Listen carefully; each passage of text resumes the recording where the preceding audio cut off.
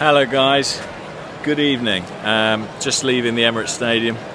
Arsenal Emirates Cup champions, victory over Monaco via a penalty shootout. Add that to the MLS All-Stars Soccer Skills Challenge. You know, we're on for a treble if we win Community Shield on Sunday. That's the real treble, guys. Soccer Skills Challenge, Emirates Cup, Community Shield.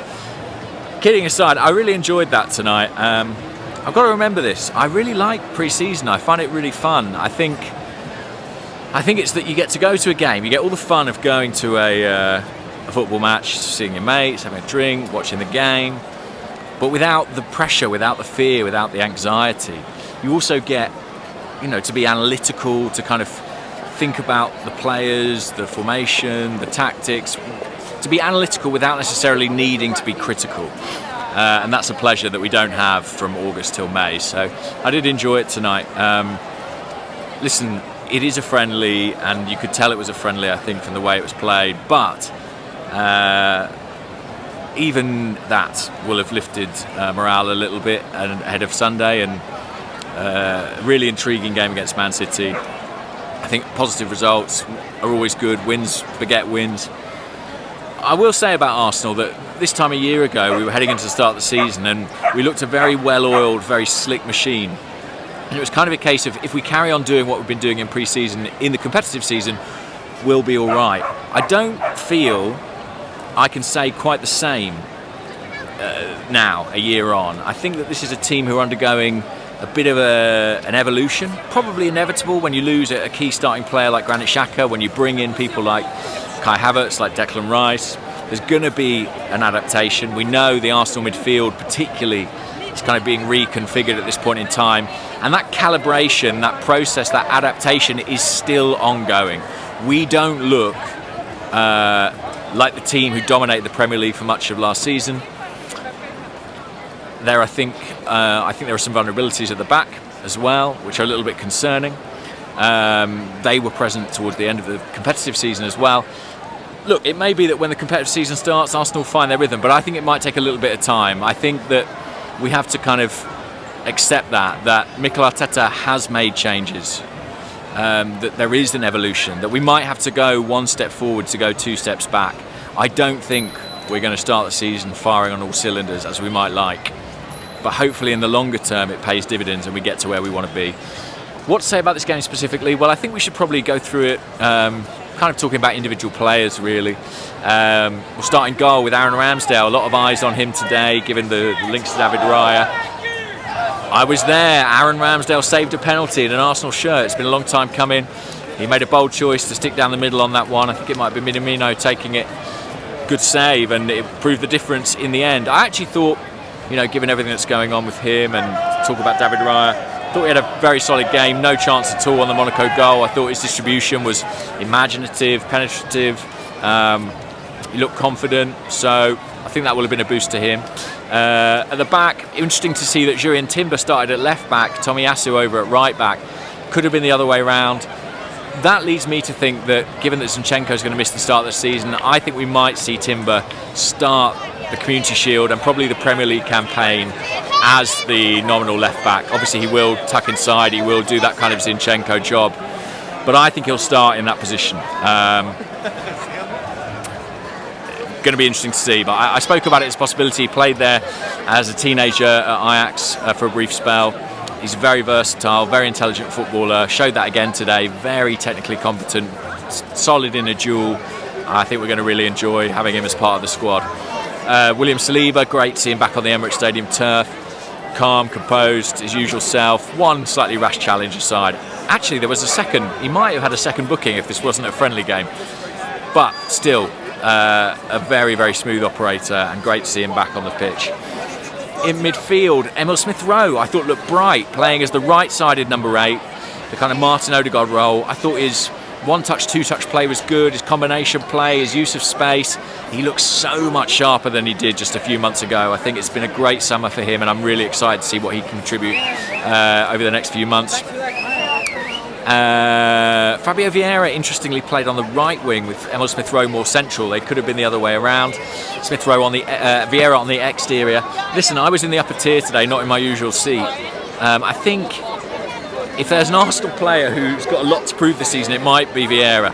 It was really telling how quickly fans got on his back around me, how they were sort of frustrated with him when he lost the ball. I don't think he had an especially bad game, but I just think there is a frustration with him and with the rate of his development, and he's fighting against that now. I'm pleased he scored his penalty, because I think, you know, it would have been really damaging to him and to his standing amongst the supporters to miss after he did against United.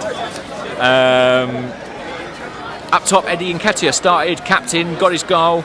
Gabriel Jesus absent with injury today.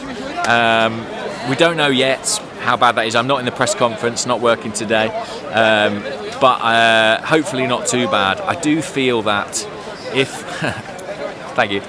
I do feel that if Jesus is out, maybe Leo Trossard is the way to go.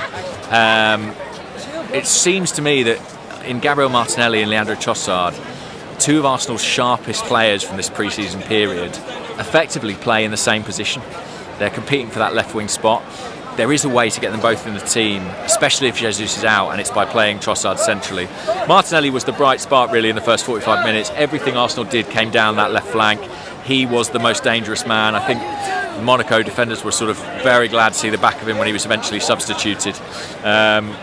He looked really, really on it, physically fit, determined, direct, everything we've come to associate really with Gabriel Martinelli.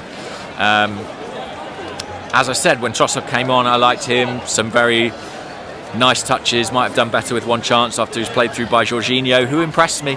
I really think, you know, Jorginho, don't write him off. I think he's going to contribute significantly, especially with the amount of games we're going to play next year. Declan Rice, I should have talked about, played left 8 today, not in the deep position. Thomas Partey was there. I thought he had some really good moments and some pretty bad moments. He might have scored, but for a great late challenge. I don't think this is the position he's going to play regularly for Arsenal, but I think we saw enough today to suggest he can do it. Made some really interesting runs on the overlap in a kind of Xhaka-esque fashion, pulled a couple of balls back off his left foot from the edge of the box. So I thought, you know, it was an interesting performance. I think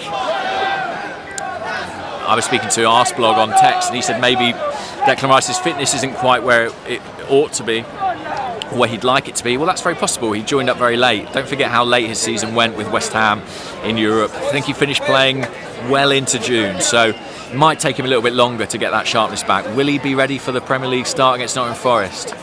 That's the big question mark. We saw Marquinhos come on. No Flo Balogun yet again. I think his time at Arsenal is absolutely up. No Bukayo Saka, interestingly. Hopefully just being saved for Man City at the weekend. We shall see. And some good penalty takers in the shootout. Odegaard, very composed. Kai Havertz, I thought, took it brilliantly. Jorginho. Saka's got a big fight to hold on to that penalty taking spot. But I think we've got some good alternatives. Havertz is going to play a lot of games. I really liked his penalty tonight. Little skip before, Jorginho-esque, and stuck it in the top corner. Really nice spot kick. There we go. I think that's pretty much it, guys. I'll leave it there. I enjoyed it, like I say. I can't make it to Community Shield on Sunday, but I'll be watching. And that'll be a really interesting test, a different kind of test against Man City to see kind of where we are relative to them at this point in time. My big takeaway is that we're not there yet. We're not the Arsenal of last season. We're not a team who've come out of pre-season flying and can't wait for the season to start. It's an evolution. It's ongoing. I think it might be October before we really say, you know what? This team's clicking. Everyone understands their job. Everyone understands their role. But here's the problem. In that process, during that transition period, we still have to pick up results because the big teams in this league, especially Man City, are relentless. And it would be a real shame if this teething period cost us so many points that from a competitive standpoint, the season was kind of over before it started. I don't mean that to be a downer. I think when you make changes, it's inevitable that there'll be a period of acclimatisation. I just think we need to prepare ourselves for that. I was watching Arsenal in pre-season last season. I couldn't believe how slick, how organised, how everyone understood their roles. Even though we had Zinchenko and Jesus, new players, maybe because they come from Man City, they seem to get it immediately. I'm not sure we can quite say the same this time around. By the way, guys, we have ticked over 60,000 subscribers. Really thrilled about that. I think as a little kind of celebration, I'm not going to hire the Emirates Stadium, but I am going to do maybe like a Q&A where I invite questions from you guys and answer them in a longer video. Yeah, if you're interested in that. Don't send your questions now. I'll put out a separate video asking for questions. If you haven't subscribed yet, join the party, guys. It's going to be fun. All right. Speak to you all soon. Emirates Cup champions. I love it. Bye-bye.